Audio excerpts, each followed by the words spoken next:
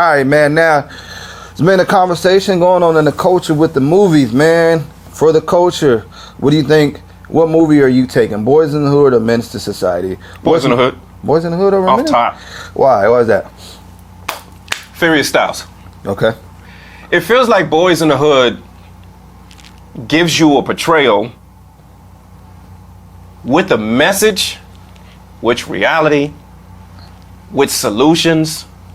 You know what I'm saying? There was a lot of different elements, a lot of different angles, and it gave you. I feel like Menace to Society is, yo, let me just show you how fucked up the shit is. It felt like glorification, and people like Menace to Society because they like to glorify that everything, all the violence, everything that went on there. Samuel did his thing, but with Boys in the Hood, it was a more well-rounded, more of a message, more of answers.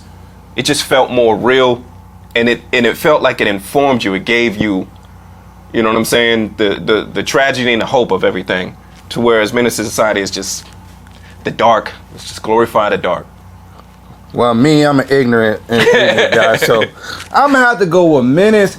I felt like it was just raw and uncut. It felt more real than Boys in the Hood. Right. From the beginning scene and when they're in the store to the end, it's like that whole movie.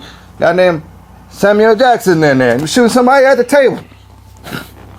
Can't get no realer than that. So I feel like they're both important to the culture, but I feel like just overall as a movie, Menace, just the realer movie. What do you aside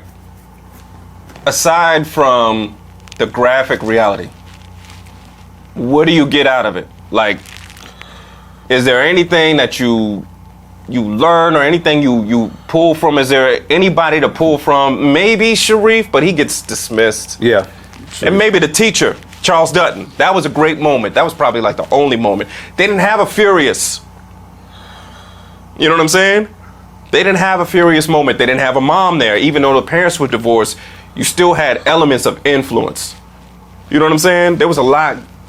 It's just missing. It just felt like glorification. I got a little bit more out of that. I think when you look at Kane versus Trey, Kane was somebody that he didn't want to be a part of that. He didn't want to be a part of that life, but he was a part of his environment. Versus a Trey, his life was kind of already planned out for him. You know, he had the Furious, and he had his mom. Kane had to find his way. Sure. Kane had to find his way, and I think with him seeing Harold get killed, kind of just like it shook him up a little more. Versus Trey, Doe, let me out, Doe. With Kane, they want to know, let me out. You heard what old dog told him?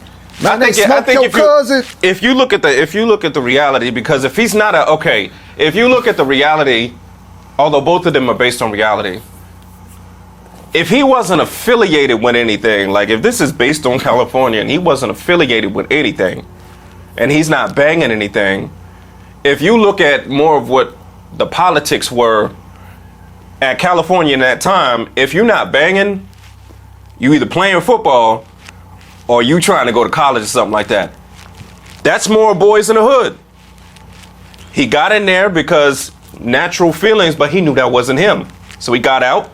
Didn't nobody judge him because in the politics, hey man, you either playing sports, you hitting them books, or this is the life. And they all in the mix at the same damn time. This is more true to life. R.I.P. to John Singleton. Rest in peace to legend. The great one. And much love to the Hughes brothers for even putting together a movie like Menace.